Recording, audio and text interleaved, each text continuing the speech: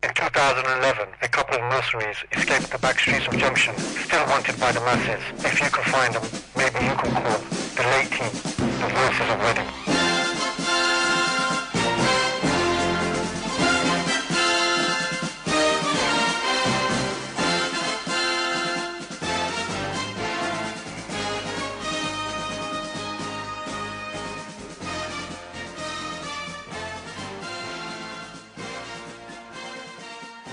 Assalamu alaikum, rahmatullahi wa barakatuh, and welcome to the Late Show.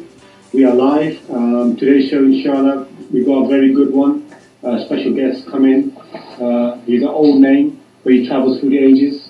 People don't forget him. Timeless classic. Timeless classics, that's it. You know, he's your guy for that. Today's show is titled From Darkness to Light. And we've got brother Abdul Wahab, more famously known as uk-apache. The original nutter. One of Soggy's favourite artists back in the day. Well, the tune was heavy, but go into that later. So. it's a heavy tune. It slows me like that. Slightly. Excellent. Yeah, so we want to basically just go through the brother's life. You know, we want to know a lot more about him. I want to give out the studio number. It's 0118966. 0382, and if you want to text in, it's 07909 567 527. You can also catch us live on the internet, oneumafm.co.uk. We're on Ustream as well. The Late Show 95.6. You could find us on there as well. So please, get involved. The brother's travelled. He's given up his time. We're appreciative of it already, and it's going to be a very enlightening program. So without any further ado, Assalamu alaikum, Abdul Wahab, how are you? Wa alaikum assalam wa rahmatullahi wa barakatuh. Alhamdulillah, brother, thank you for inviting me today to your radio show. The pleasure is ours. It's a pleasure. Yes. It's a pleasure. It's a pleasure. So, I was young when you were in your prime, as you say. We're not saying that you're not in your prime anymore, but in that time of fame, you could say, in that time of fame, back in '93, in the early '90s, especially, and '94 when you released that track. Yeah. I was just barely got into secondary school. Wow. Soggy, mashallah, older than me. Soggy, do you remember him back in those days? Listening to him anyway.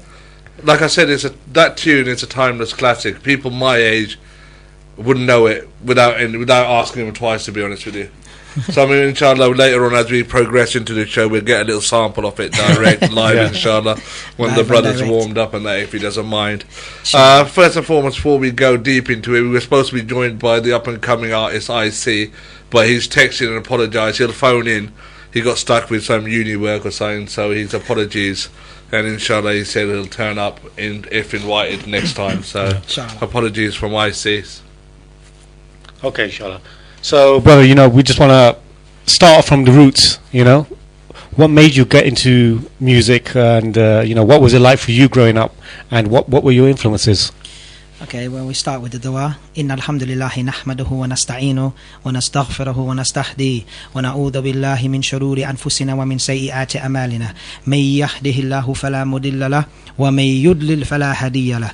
Wa ashhadu an la ilaha illallah wahdahu la sharika lah wa ashhadu anna Muhammadan abduhu wa rasuluhu. Amma ba'd.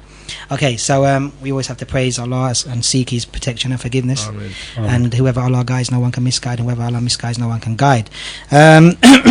Yes, so what was the question again? Sorry. Your roots. So your roots. What attracted you, to the music industry? In brief, because we haven't got much time to go into long detail. But I came from mixed parentage. My father is Iraqi. And my mum, may Allah bless her soul, she passed away 4 years ago. She was South African Indian. It's a mad mix. And straight away I'm already already going down the road of being a nutter, because South Africans usually just marry South Africans and Iraqis just usually marry Iraqis, but they met here when they were studying. They got married. I was born, and they took me to Iraq. I'm going to go around the long way, yeah? So basically... Take your time. Jazakallah khair. What happened, unfortunately, my mum and father, they split up, divorced when I was 2 years old. And my mum took me back to the UK, and I lived with my grandmother and my grandfather and my mother in the UK, in London, South London, mate. And a bit of history on that. Well, my mum, coming from South Africa, was involved in the politics of South Africa, as you know, the apartheid system. And my grandmother was Nelson Mandela's first secretary, and my grandfather was involved in the ANC. So straight away, I was raised up with kind of revolutionary people. And well, I mean, you just mentioned it, ANC. So you know, if you're part of them, yes, you are revolutionary. Well, there you go. Yeah, see. So I mean, you know, being raised up in that kind of environment with you know, your family, relatives involved in that struggle, you know, you've got a sense of justice. And my mum used to play a lot of reggae music at that time. You know, she was practicing, but not like fully, not until later on. And we used to play a lot of like reggae music and stuff. And I used to listen to this reggae music and think, wow, you know, this is really, you know, this is inspiring stuff. You know, like Bob Marley them days, and other artists as well. Dennis Brown, I don't even know these people. But they used to sing a lot of things about consciousness and justice for the people. And I used to imitate them. And there used to be a program on TV. But were you? Was that what you were about? Were you about justice, or were you just more about the street? And no, you know, to be honest, it mixed actually, because what happened is, like, you know, I was very impressed with the message that we're coming with. You know, like, you know, one love, positiveness, freedom for the people, and all this kind of thing. And coming like from the background I was coming from, I thought this is the way to express that through this, you know, this kind of method of being a singer or a rapper or whatever you want to call it. And like I said, I got very impressed with the Jamaicans. And being a single child as well, my mother never remarried again. I was a single child. You know, you tend to look for role models. And I didn't have I didn't have a father figure. So on the street, and obviously the music artists as well, when I used to watch them, and there was a program back in the days called Top of the Pops. You know, and we used to. Is that still going? Top of the Pops? No, most of them presenters have been done for paedophilia. Oh, I see. Oh, yeah. So I don't think that's allowed these days. Oh my God. Okay. Anyway, basically moving on swiftly.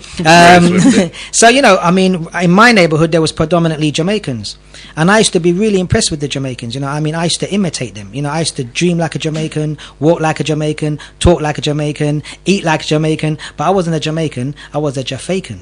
So, you know. So this is, you know, and I was finding myself, but I was a good Jafaican. So, and I could sing really well like them. Did they accept you as one of theirs, or did you? That's funny you say that, because the real Jamaicans, there was a set of Jamaicans that came from Jamaica, not born in the UK, and they got Jamaican parents. Real Jamaicans, and they came from Spanish Town. The Yardies. The Yardies, and they loved me. They loved me, especially. They couldn't. You know, they were so surprised at how I imitated him so well. I remember going to Canada once. Have family in Canada, and I was that time into the singing really hard. Like that time I was like, you know, teenager time. And I remember there was a Canadian like sound system, because back in the day you used to have sound system. There was no internet, there was no, you know, YouTube, all these things. So what you used to have is sound systems, and sound systems were like big DJ sets with big speakers, and you used to have sounds from each area. And you'll have the, you know, the DJ, and you'll have an MC, and he'll do his thing live, you know. And I used to do that. And when I went to Canada, I remember hooking up with a sound system out there, and they used to say to me, "No, I swear, man, you are Jamaican, you know." And I'd be like, "No, you know, you know," all this kind of thing. And they thought, no, they couldn't believe that I was, you know, not really, never been to Jamaica in my life. But like I said, I was very impressed with the artists. So you really got deep into Jamaican culture. I got deep into it, you know. And then obviously, you know, I was like I said, from that came many issues in a sense of like for the music, you know, because also it had some positivity, but it had a lot of negativity as well. With, you know, some of the music was, you know, in that music you had Rasta kind of religion, and I was going towards that, acting like a Rasta and all this kind of thing. Did you grow your dreads? I tried to grow my dreads, yes. And you know, my I know people like that. I know sympathizers of the Jamaican culture. They you know, they could be Asian or whatever, and they will grow their dreads, right? Believe me. And I mean, don't get me wrong. I know unfortunately I know a sister who actually, you know, she was a Muslim, and now she's like a Rasta. You know, so this is what can happen, you know. And what happened with the music, obviously you take it on, you know, and it takes you over. You know, for me, music became my life, you know. I mean, I didn't care about school, I didn't care about having a job, even though I had to get a job, because obviously I never made it famous straight away. All I wanted to do was become famous in the music. But don't get me wrong, for me it was more about a message. It wasn't just about money and fame and girls and all these things, which came with it, you know, and that kind of false respect. But it was about a message, not like obviously the music of today. Thank you. There's some water coming in because I got this cold, and and Yeah, Jazakallah. And so what comes with that as well, with the Rasta religion, is like smoking, you know, weed and all this kind of thing, and then that leads on to other things. So this is the kind of connection and obviously the worst thing is to like go into religion, you know, where you can go into shirk, you know, and you don't even know it, what you're going into. So especially when you ain't got no one to guide you and to upbring you at that age, and like you didn't have, like you said, a role model, i.e. as a father, to guide you. It's very, very important, especially for children at the early teens, to be guided, like you say, otherwise you lose track of who you are and where you come from. Most definitely. I mean, the single parent issue does not work, you know. No. And I know nowadays we have a lot of these problems. You know, it used to be not really known, I think, in certain communities, but now it's widespread in all communities. Yeah. You know, and people are not taking responsibility for what they need to take responsibility for, i.e. their children.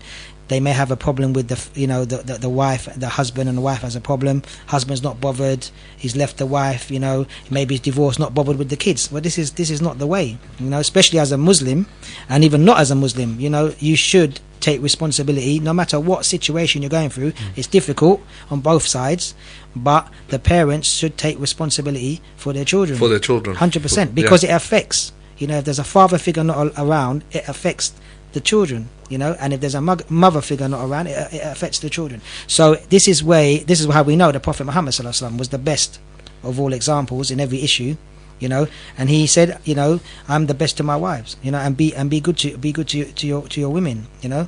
So that means obviously you try to. Islam is based on a family setup, with no doubt. But I mean, if there is divorce in Islam, obviously, and if you're going to divorce, you know, do it in a good manner, and also, you know, take care of your responsibilities. Don't neglect your children. You know, always, you know, believe me, you don't get on with your wife or husband. Never neglect your children, because at the end of the day, you know, what they grow up to be is on your head. You'll be answerable for them in the hereafter. So 100%.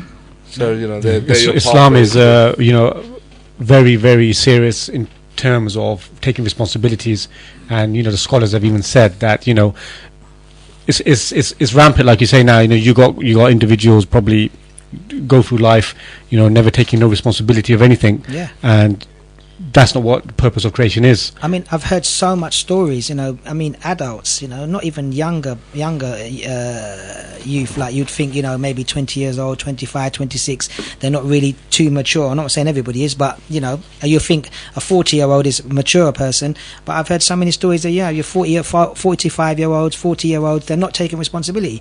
They're drinking, you know, they're still fornicating, they're not praying, they're doing all these actions, and they got kids, and, you know, there's a lot of issues. And their kids are not seeing their fathers, and also even mothers. I mean, this latest issue, what's happened on the news with this child being killed. Yeah, look at that. I mean, it was sad. Yeah, very sad. Very sad. Yeah, it's very sad. Going back to obviously the music industry, what did you take out of it? I mean, do you feel that, what did you achieve? I mean, did you think that you achieved anything, or do you think it was a total waste of time? No, I don't think anything's a total waste of time, because you have the qadr of Allah. You know, it's what's written is written. Obviously, you make decisions, but there's a reason for that. I guess if I wasn't in the music industry, I probably won't be here today. You know what I mean? And doing all these talks and doing nasiha and trying to give the youth advice, because they probably think, who's this geezer talking to us for? You know, what's he done?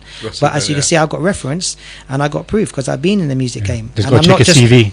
That's right. And I'm not just a person who, I find a lot now that the Muslims are very excited to get people who's changed, you know, from one thing to another, without really researching if this person really has changed, or, you know, was famous in the first place. You know, I think there's a lot of people out there who claim to be famous, and they wasn't really famous. You know, they didn't even touch the door of fame. They may have had a little name in their local area, but they weren't famous. Like, you know, they had a big tune, they were on radio, they weren't this, and people are being fooled. But, you know, alhamdulillah, they're trying to do a good thing for what the little experience that they've got. But there are genuine people out there like myself, glamorized too much. Yes, and you know, who has come from that and has touched the door of fame, and I've travelled and I've seen it, and yeah, don't get me wrong. I'm not going to say I didn't enjoy it.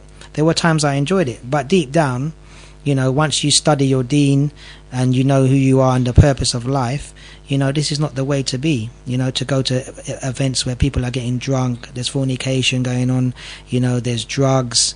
And, look just the other day what happened to that boy. He took one ecstasy tablet and he's dead now, 16 years old. 16 years old, that's it. Khalas, in the grave.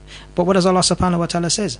Kullu nafsin dha'ikatul maut, thumma ilayna turja'un. And, every soul will taste death, and unto us is your return. So we are going to return. And we as Muslims, we should really look into that. Because the time now is very, very serious. It's not like back in the day in my time. The music has changed. It's gone, it's changed very much. And you can see this. Obviously there were bad tunes those days, but now it's at the peak. It's just raw now. Before they used to be censored with words. Look at the videos now; it's just total nakedness. It's all go, isn't it? It's all go. There's no censorship whatsoever. We can see the time is coming now, and these signs, we should take heed to these signs because the time is coming. And even the ulama and the scholars have said, this is time to the end. The time is coming to the end, and we're all going to face the day of Yawm al-Qiyamah, and we should know the purpose of life. It's very important, and this is what it is. What I found in my journey is that these people who I looked up at are not the role models. They're not the role models, and the evil forces at hand promote these people to be the role models. I gave a talk not too long ago in Watford, and it was very mashallah, it was a very nice turnout, and the people were really nice. May Allah bless them. And afterwards a man came to me. And he said, "Oh, I need to talk to you." I said, "No problem." He said, "When you was talking, it was like you was talking to me directly." So I didn't understand what he meant. He said, "Because I have a son who is gone into the music industry, and he's performing, and he's doing this, and I'm trying to talk to him, and I got angry with him, and he's not listening to me. So he just wanted a bit of words of advice." I said, "Well, obviously, you're a father, concerned father, which is good, and." All I could tell him was that you need to have patience, because the youth, they get misguided. They're there to make mistakes, but inshallah they will come back. If Allah permits it, they will come back, and you just have to give them that a bit of rope. Not to say you agree upon what they're doing, but if you shun them off away, then that's going to make it even worse. Yeah. Why do you feel that the youth of today are so attracted to chasing fame, money? As opposed to going through the conventional route of getting education, building a foundation for yourself and having security. Why are they so attracted? Because, you just got to watch the TV, you got all these talent shows and stuff like that, and the youth just go crazy for it. That you've answered it, to be honest. I mean, look what, we know the higher sources, the people in power and all this kind of thing. We know what their agenda is. Their agenda is to brainwash the masses, and they're doing it. They won't think they're brainwashed, but they're brainwashed because they've been doing it from young. They've been brainwashing people from young. As soon as they invented the TV, that was it.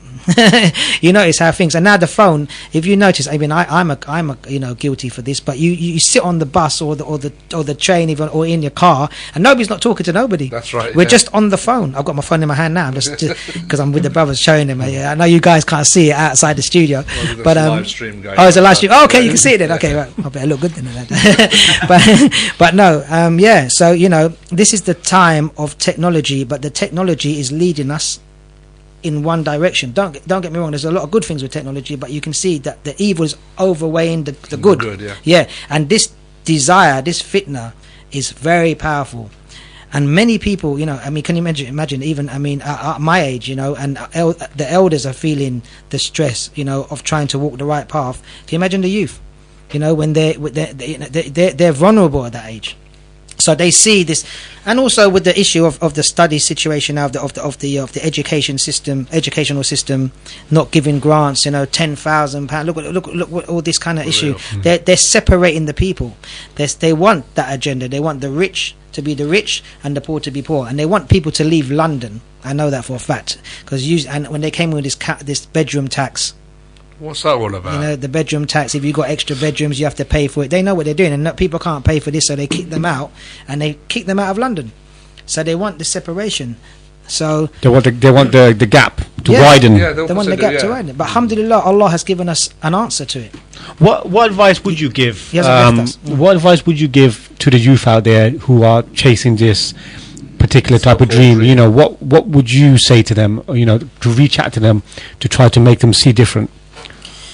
It's very difficult. I mean, at the end of the day, you know, I understand why they want this dream. I understand it, you know, because obviously, who would not want to be, you know, have rich and famous? Who would not have the nice cars, you know, all the fitna, the girls, all this kind of thing, and everybody knows you. Obviously, people think that's the way forward. But I mean, at the end of the day, you know, you have to look and know that if you're a Muslim, you know, we have a role model, which is the Prophet Muhammad sallallahu alaihi wasallam. The greatest role model. Of course, the greatest role model, the best of all creation. And also Allah says in the Quran, وَمَا خَلَقْتُ جِنَّ وَإِنسَ إِلَّا لِيَعْبُدُونَ. I've only created the jinn and mankind that you worship me. Now, the thing is, alhamdulillah, at my time, there wasn't a big movement of Muslim organizations or masjids, you know, masajids, or, you know, a lot of Muslims on the street. I never used to see them. But now, you have Muslim organizations. Alhamdulillah, you have your brothers like yourself who's doing the radio. You have Islam channel. You have Peace TV. You have a Muslim network TV. You have a lot of internet information, and there is a movement of Muslim youth who have turned away from that. So I would advise the Muslim youth and any youth in general to turn away from this desires that you're trying to follow and hold tight, you know, to the rope of Allah. And how do you do that? Is about company. If you've got it in you, I know many youth that, you know, I've speak to many youth and they're like, yeah, you know, it's difficult, but I do want to do it. So the intention is there. It's just that you got to take the first step, because if you take the step to Allah subhanahu wa ta'ala, He will help you. And at the end of the day, it's better to be on the correct path than to be on the wrong path, in a sense of like maybe to waste all that time to do all the haram. Maybe you die upon that. Look, the other day, one brother, his name's Muhammad something, I can't remember his full name. He comes out of the club and he gets shot, and he dies with his trousers down. End of. Now, this is very serious times. If you want to die like that, that's up to you. Nobody's going to force you, but you got to think, what are you going to say to Allah subhanahu wa ta'ala when the angels of death come to you? When the angel of death comes to you, and then the two other angels start to question you, you know, how are you going to answer? When they say, Man Rabbuk, who's your Lord? Man Dinuk, Man Nabiyuk, who's your prophet? And Ma Dinuk, and what is your religion? What are you going to say? You're going to say, you know, whatever entertainer's going to come out your mouth? You're not going to be able to speak. You're going to say the girls that you've been messing about with, or the drugs that you've been shot in. You got to know that life is serious. So it's up to you. You have a choice, but it's best to take the right path, you know, and try your best. It's not easy. Change takes time, but you start first of all with yourself privately. You don't have to show, you know, even the sisters, you know, you have to do the sisters, not forget even the brothers. The sisters have gone big time astray, and these people know how to destroy, because to be honest, most, you know, we're all emotional creatures, but the women are more emotional than men. They have more feelings. Now this is a known fact. Yeah, so music really affects them, and you can see what they're trying to imitate, who they're imitating, and what they're trying to do. And believe me, you're not going to get away either. And you're the foundation of Islam, to be honest, the women. If you want to destroy a nation, you destroy the women, because you're the teachers of the children. You're the future of this ummah. The youth are the future of this ummah. And we have to also do our work in the masajids. The masajids have to change and do more work. Well, I went over a lot of things in that. Yeah, no. Very deep, very. This is exactly what we love. You know, this is what we, you know, we want individuals like yourself to come on our show. Inshallah. You know, we want to inspire the people. We want to. Don't get me wrong. I'm not a role model. I never claimed to be a role model. No, but you're coming from the heart. You know, you've been there. But this is just the truth. Yeah, exactly. Of course it is. Yeah, you're coming from the heart and it's sincere. I can feel that just by sitting next to you. You know, I'm so intensely engrossed in what you're saying. And well, I would like to see the youth to come up. You know, the Muslim youth. And like I said, I've met many youth. There's a youth group. You know, I met them. What are they called? Stuff. You probably meet so many different groups. Yeah.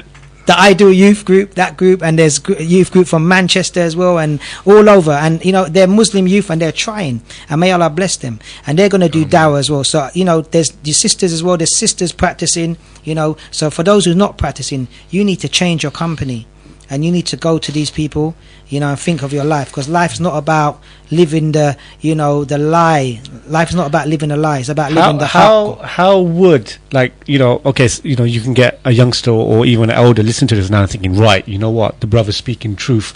He's right. I'm not going to deny it. But practically, how can they break off from certain individuals?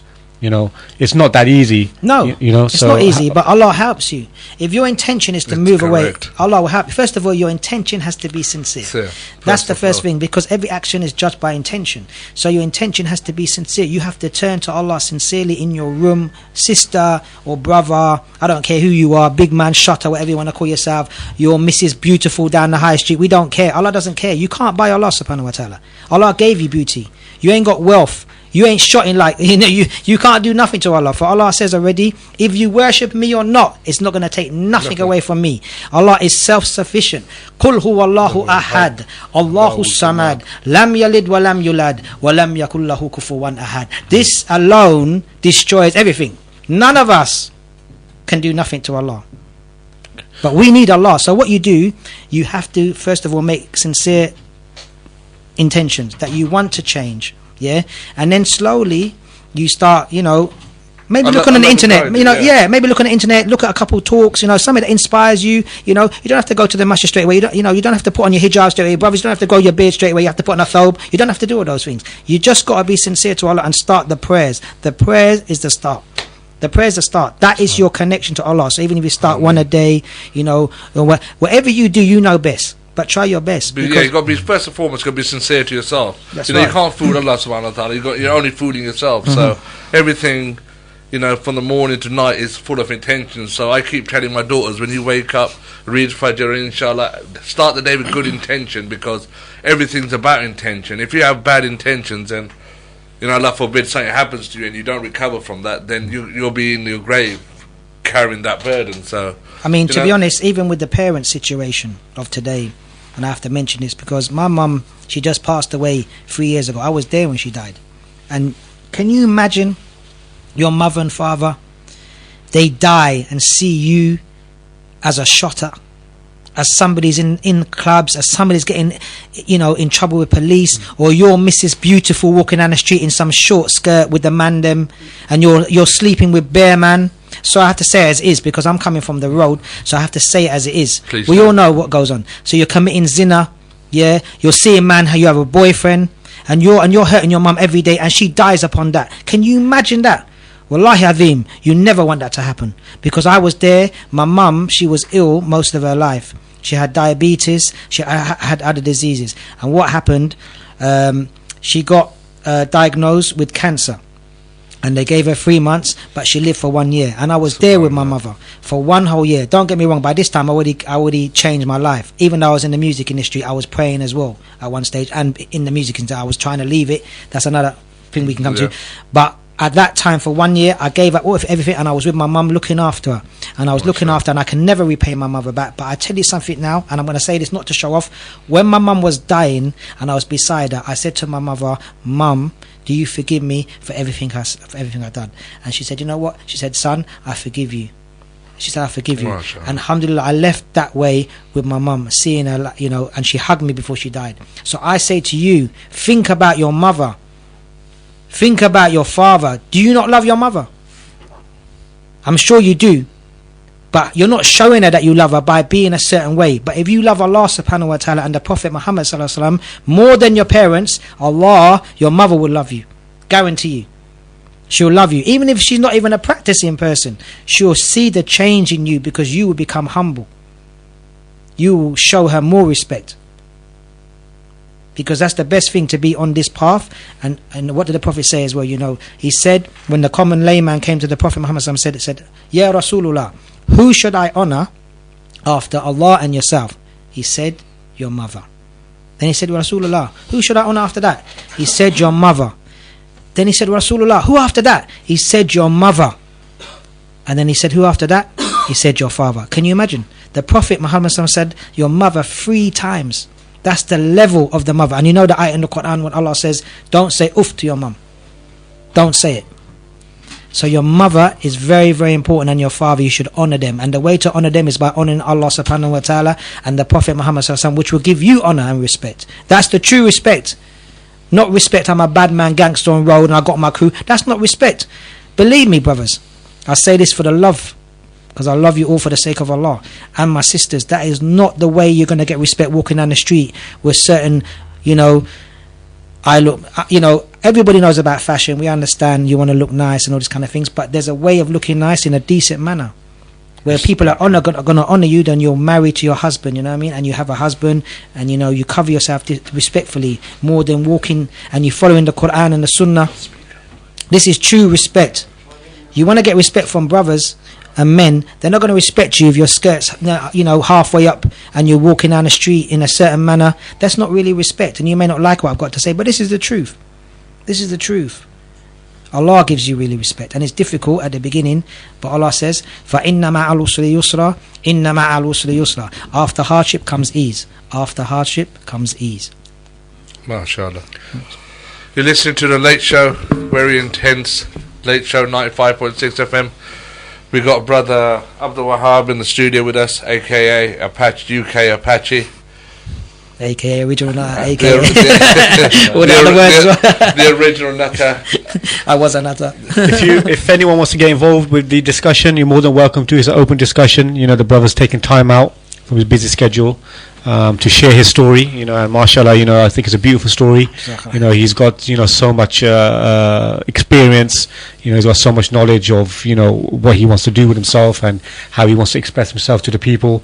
If you want to get involved or call in, the studio number is 01189 660382. I'll repeat that again, it's 01189 660382. And if you want to text, if you're a little bit shy, it's 07909 567 527.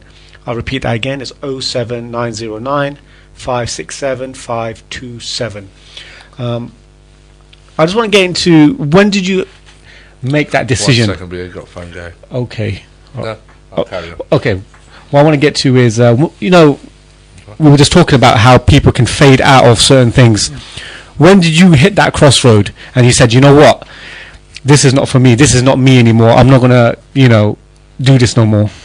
When did you make that decision? Basically, I mean, to be honest, as soon as my hit came, Original Nutter, I had tracks before that. But how big a hit was it? Original Nutter? I mean, I know how big. How viral did it get? Sorry, BA. How viral did it get? I mean, I bought it. Nutter. As soon as I heard it, I bought it the next day. So yeah, I mean, well, that's my era. It's been playing. It's an anthem, It's an anthem. It's been still playing now. People still going mad now, And there's people going mad over that song, and they wasn't even born when it came out. I mean, they're not ready for a next track yet. That's why I just done the one now. But I mean, yeah, it was a big tune. It was a big tune. It's still a big tune. Like I said, it became an anthem, and it was, it took me all the way around the world. But give a little sample of it.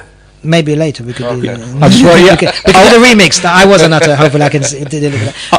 But sorry. No, I just want to make the point out there for the youngsters out there that, you yourself, mashallah, you've been there, you've done that. And I'm not saying you've been there, done that at a local level where everyone in your town knew who you were. No. I mean, we're talking about international here. International, yeah. You was there, you done it international, know. If there was YouTube back in those days, or if there was Twitter back in those days, we're talking about millions of hits. Yeah, of course. The original Nutters on YouTube's had over 1.5 million hits. No, that's today, but I'm saying if it came out today, so we're sitting. It's released 1994, so you can we're sitting 21 years. 20 years in advance. Yeah, I mean, there wasn't no YouTube that time, exactly. And so the brother, he had it. He had it in his hand, and he's made the conscious decision to walk away from it. That's right. And we was going to that, weren't we? Yeah, I mean, I back in 1994 when the track was released, at that time actually I had a calling, and I left it then. But what happened? I still didn't think music was totally haram, in a sense. How I kind of look at it now, I went back into the game because I still wanted to do a positive message, so I still was going to go. I went back into it, and I just found myself doing the same things, like with a message, but still doing the usual stuff in the usual What's involved in the industry. environments, and stuff like that. Which then I knew, obviously, I was praying that time, and it's really funny because what happened is that, the Tablighi Jamaat, okay, they used to knock on our doors. I'm not saying I'm a Tablighi, but what happened, they used to knock on my door and I used to run away from them. But one time my mum used to say to me, go on, you gotta go, son. I'm like, no, I don't want to go. And she goes, no, go and answer the door. So I answer the door and they're like, salam alaikum, brother. And I'm like, yeah, wa alaikum salam, man. They go, yeah, my brother, what's your name? I said, Abdul Wahab. They said, okay, when you come into the masjid? I said, I don't know, I'll come someday. They said, no, come now. No, now, it's me, come now. So I said, okay, I go there. It's because when they knock on your door, they'll say Judgment Day is tomorrow, and then they say you got to come now. Which, alhamdulillah, don't get me wrong, it was a good thing. So I went to the masjid, and they saw me, and they was talking to me. He said, brother, we heard that you were like a singer and stuff. It's me, I used to do a bit. Well, that singer, So I said, yeah. He goes, okay, brother, can you do some singing now? I said, what, in the masjid? They said, yeah. I said, astaghfirullah, okay. So I had a little nasheed thing, like. How old was you at this time? I was 27, I think. 27, 28. And a big man, and they might sing in the masjid. I just had the hit and stuff, and that's what they call me. So, okay. So I'm like, okay. Oh, so you just had the hit as well, just? I just had the hit. I done a mad thing, really. As I just done the hit, the next track was going to go in the top 20, top 10, and I just pulled out. It was really, Allah knows best, because a lot of politics was going on. You have a hit, and there's a lot of problems. I had a manager there was issues with the manager, there was issue with the record label, there was issue with the other people involved. There was a lot of issues. And believe it or not, and everybody wanted my album, and people got money on the back of me, and I went for a lot of stuff. Anyway, so this came along, so I said, right, everybody can just put everybody to the side, and I'm going to the masjid. It was Allah's calling, and they said, oh, you can sing something. So I thought, yeah. I said, mashallah. And so I done a little thing for them, and like, mashallah, that's good. Brother, you have a very nice voice. Can you do the adhan? So I said, okay, I'll try. Allahu Akbar, Allahu Akbar, Allahu Akbar, Allahu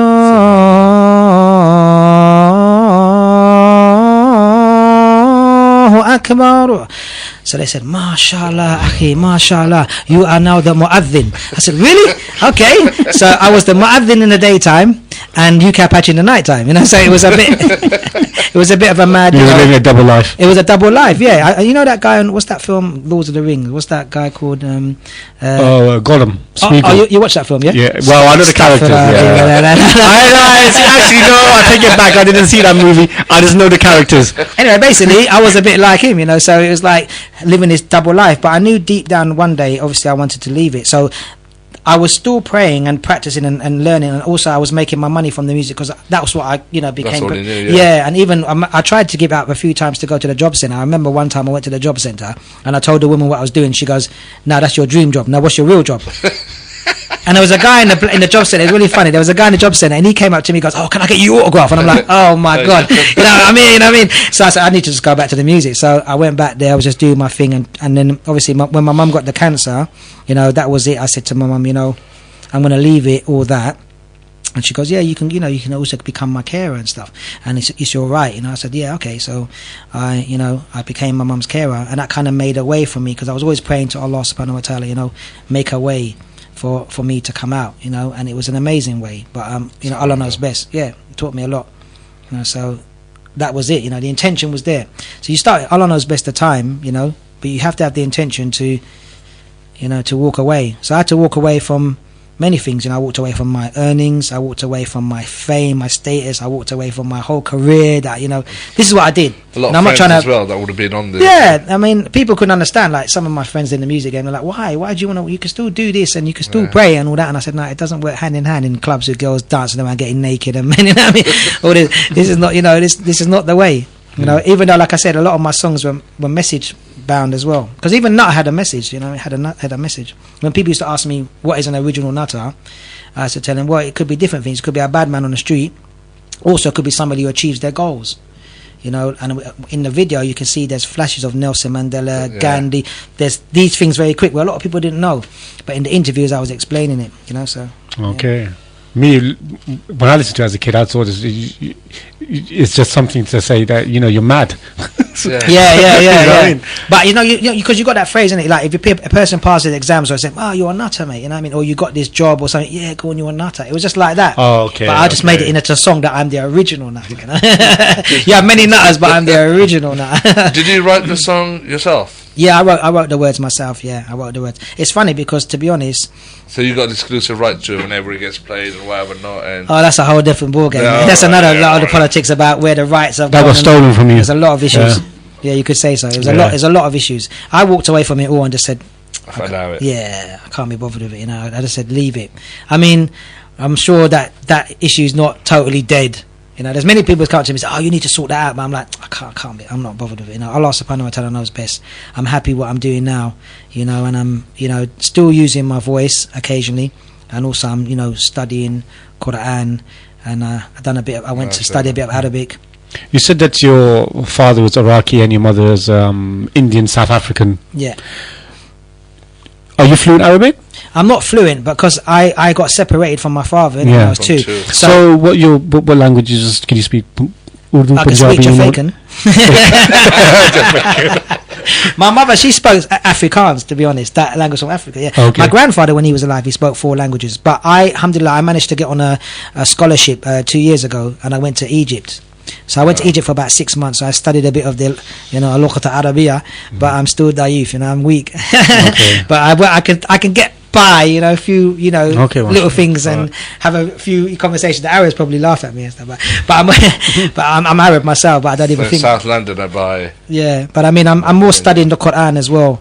I'm Mashallah. studying Quran and that kind of thing, which I'm hoping to one day maybe finish the whole of it, inshallah. Inshallah. Memorizing it, inshallah. What's your Hafiz. Yeah, inshallah. I like to. Yeah. Mashallah. Wow.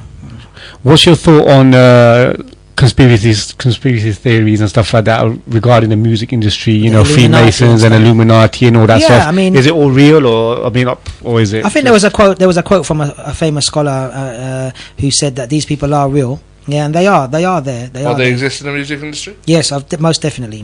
Music is a tool definitely used by the Illuminati and definitely to lead people astray, with no doubt. Brainwashing, they have their signs in the music, and the bigger you are, the more you're in depth of it. And if they want to make you famous, as you know, they can make you, They can make you break you and if they want to break you, they can destroy you. I think Michael Jackson was saying a lot in his songs, at the end, how leave me alone and all this kind of thing, and all these little messages, and look what they done to him. They started to ruin his reputation, and other people as well, in the music game.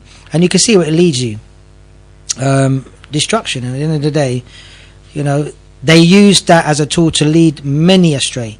As you can see, millions. If you got the biggest music artists now on YouTube, they have 35 million hits, 45 million. Wow. This is, and the songs where they're singing are totally haram upon haram, against Allah Subhanahu wa Taala, against the Deen. It's against the Deen. This is clear. We have the Quran, but alhamdulillah, Allah is great, because they plan, but Allah is the planner of planners, and their plan will be destroyed. There's no doubt about that. I know people who've talked out against this, and they've been affected. What, from the music industry or just in... Well, talking against the Illuminati and talking against these things and doing Is it. that coming for them? There's things there. They don't. I mean, it depends. How popular you get when you're talking about these issues. I think if people start listening to you, then obviously you become a threat. If nobody listens to you, they don't care about that.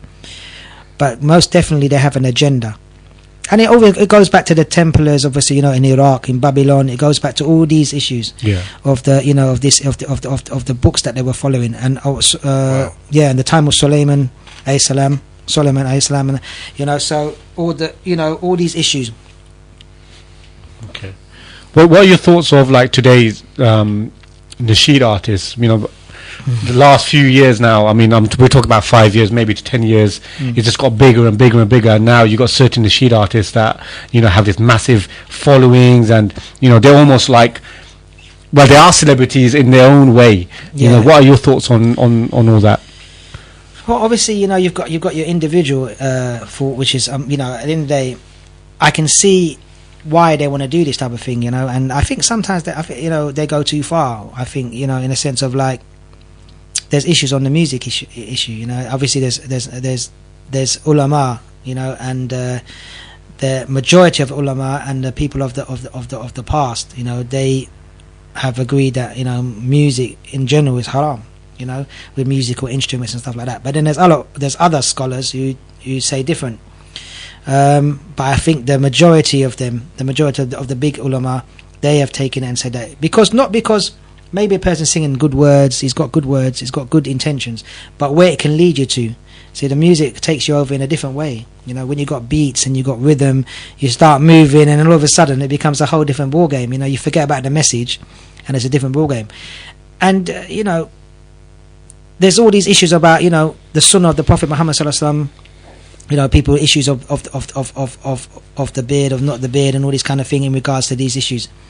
So I think, and then people are saying that when they have these concerts, you know, how people are acting, you know, how the Muslims are acting, the sisters are screaming and all this kind of. I haven't been to one myself personally, but I've heard about these things. So, you know, I mean, if this is going on, obviously it's going too far. It's taking it to the level where it's becoming like they're pop artists. And Islam is not about, you know, having pop artists, you know. It's about having conduct, isn't it? And the manner. The Prophet Muhammad sallallahu alaihi wasallam, he was sent to perfect mannerisms. Shyness. Maybe the individuals have made it into some sort of a career for themselves where, you know, it can, yeah. I mean, some ulama say it's not permissible to do it. I mean, you know, and some say you can do it without music and stuff. I don't think that the individual artists, Allah knows best. I don't think they've got like bad intentions, you know. I think, you know, they probably think that they're doing really well and they're doing positive things, but where it can lead you to, you know, where it can lead you to is another point. Okay.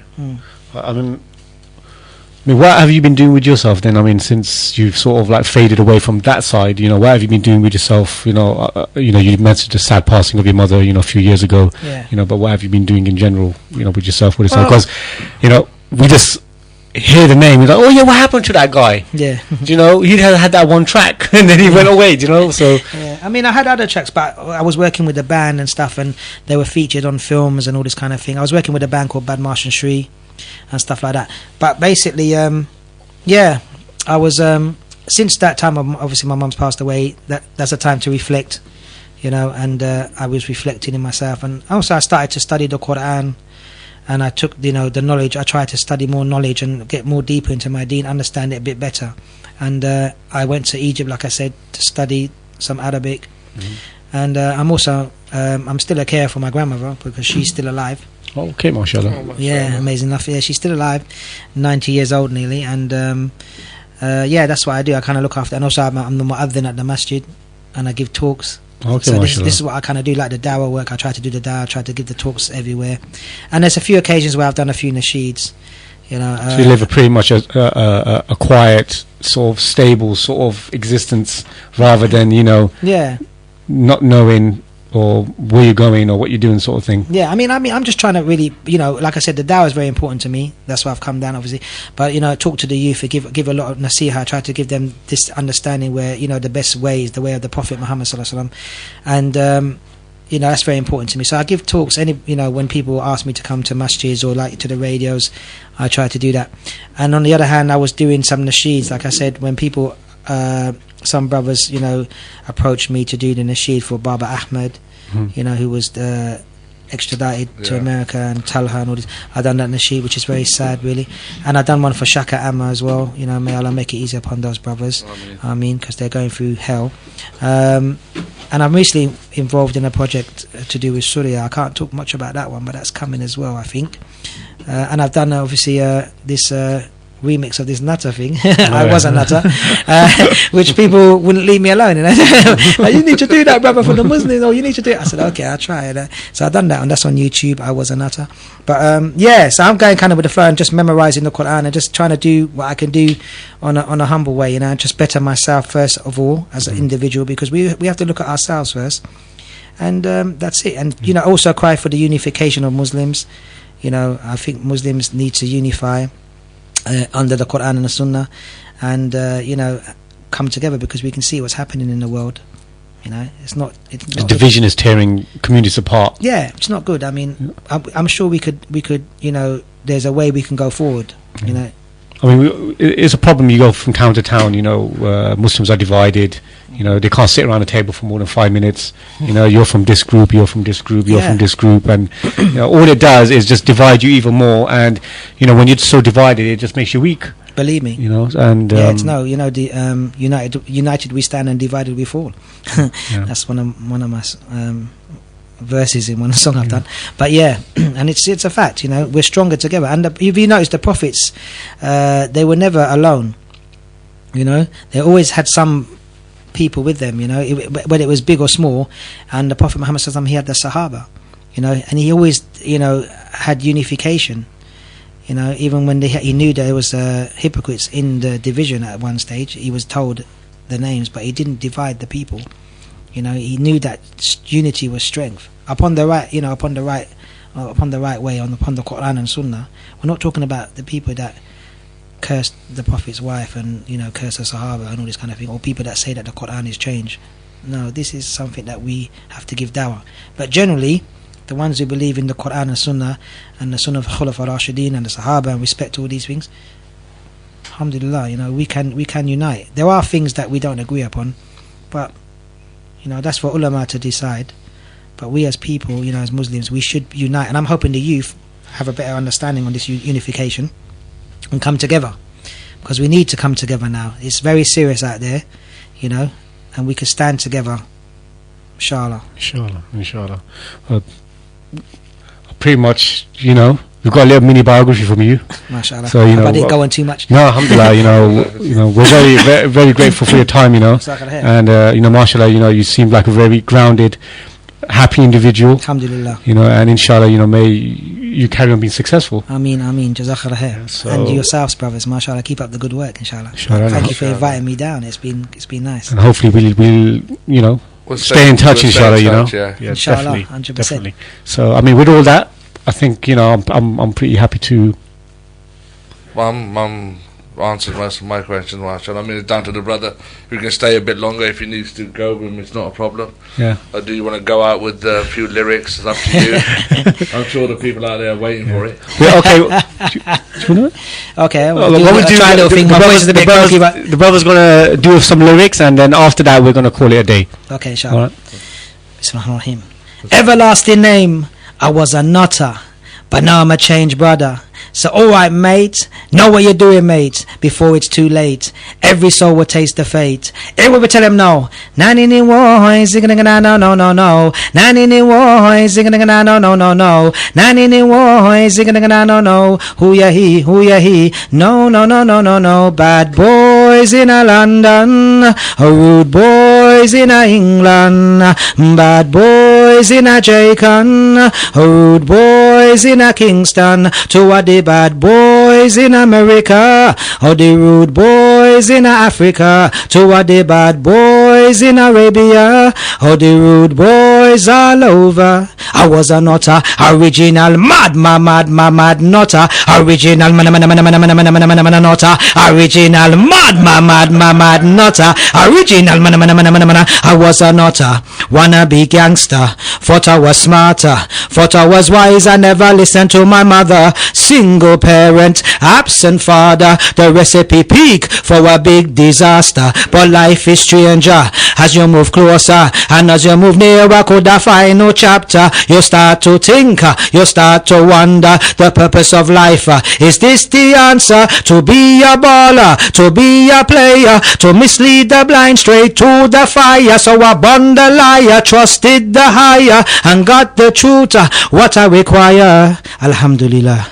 Bad boys in a London, rude boys in a England, bad boys in a Jamaican, rude boys in a Kingston. To a the bad boys in America, or the rude boys in Africa. To a the bad boys in Arabia, or the rude boys all over. I was a nutter, original mad nutter, original not original mad. But I changed my life, left the strife, left the darkness, and I found the light. Demon forces inside a fight. So I give thanks and praise, me say day and night, because in this time a pure war and crime, and I better leave it behind. You better focus your mind upon the one divine, upon the one divine. Nobody waste no time, nobody waste your time. Stay firm to the road, even when it is cold. You got to take the big load. Don't make your heart get sold, because the story is old, but it's never been told. It's got to be told. Listen, don't you think it's time we respect the elders? Well, don't you think it's time we respect the youngers? Well, don't you think it's time we respect the neighbor? Well, don't you think it's time we respect the creator? Well, bad boys in a Reading, rude boys in a London, bad boys in a Jamaican, rude boys in a Kingston, two of the bad boys in America, or the rude boys in Africa, two of the bad boys in Arabia, or the rude boys all over. Don't be a murderer, shoot nobody on the corner. Honey me, don't be a murderer, stab nobody on the corner. Honey me, don't be a murderer, shot no drugs up on the corner. Honey me, don't be a murderer, drunk up yourself up on the corner, corner, corner, corner. Don't be a murderer, rape no woman on the corner. Honey me, don't be a murderer, this no nation on the corner. Honey me, don't be a murderer, feed somebody on the corner. Honey me, don't be a murderer, do something good up on the corner, corner, corner, corner. Thank you very much. Exactly. You've been listening to brother. You know what? I've got to do one thing. Go on. If I recite an nasheed, I've got to do a bit of Quran, because Allah subhanahu wa ta'ala's words is the highest. Yeah, Amen. And the Prophet Muhammad sallallahu alaihi wasallam is the best way. So I've got to recite a bit of Quran. Amen. Because I said that if I do the nasheed, I've got to do a bit of Quran. Out of respect, so I'm going to do a bit of Quran. So if I got time, plenty of time. The night's all yours. Okay. Read and go.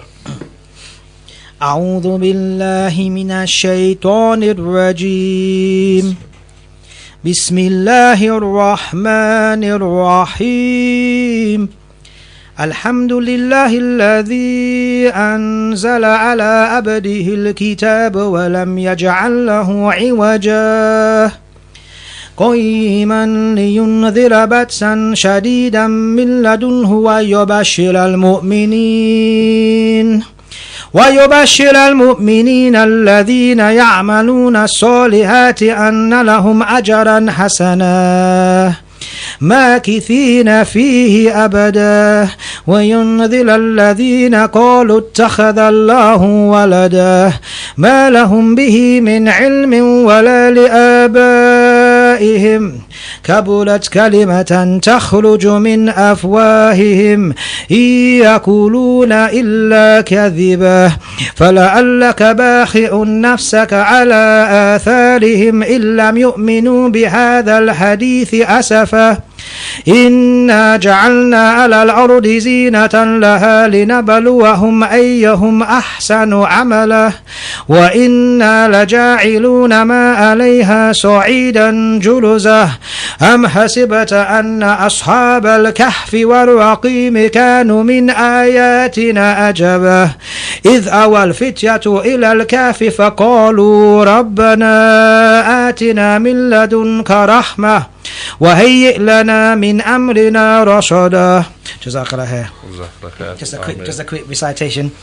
I was going to do a different surah that I always recite, that surah Kahf, but I thought let me just stick with surah Kahf because it's a late night tonight. MashaAllah, MashaAllah. You've been listening to 95.6 One on my FM, Reading's community radio.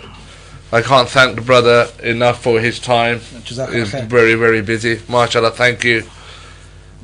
Well, for giving up your late evening, and inshallah you get back safely. And future show, Baba, any ideas on what we're doing next week? I know there's a couple of ideas, but yet to confirm. Yet to confirm. Yasser nodding, shaking his head. Well, we'll come back inshallah with something next week, as we always do. There's something always there. Just got to confirm from the individuals if they got time to come. Just keep supporting the show, inshallah. Keep supporting the show. Keep listening, and we're here for you. We're the people's voice, and the biggest shout out what I want to do is, if anybody wants to sponsor the show individually, the Late Show, we need a business out there in Reading to sponsor and support us, inshallah, to bring in people that can give dawah like the brother here. Sure. I mean, he's touched me amazingly, and we want to go out there and reach out for people that are going to benefit the community. We can come in every week and talk rubbish and do whatever, but that's not us.